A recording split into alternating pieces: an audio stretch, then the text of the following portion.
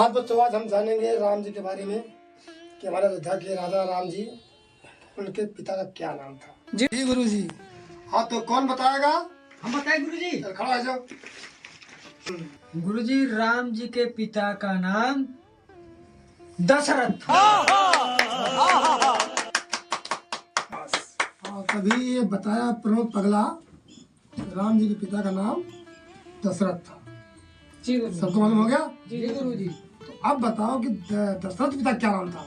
चल तू बता रहे।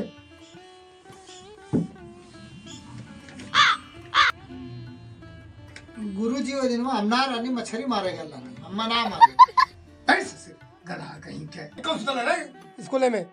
गुरु जी अगर लगन झरे धली पोका था। चुप से जल में आता बताता। खड़ा हो।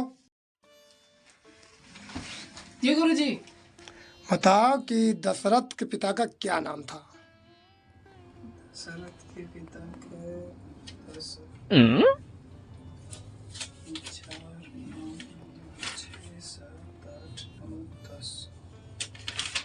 11 रथ गुरु जी। शाबाश बेटा, तो लोग पास है ना। अब थे एग्जाम बोर्ड का ना, तब पता लगी तो हम लोग के 12 थोड़ी 13 था।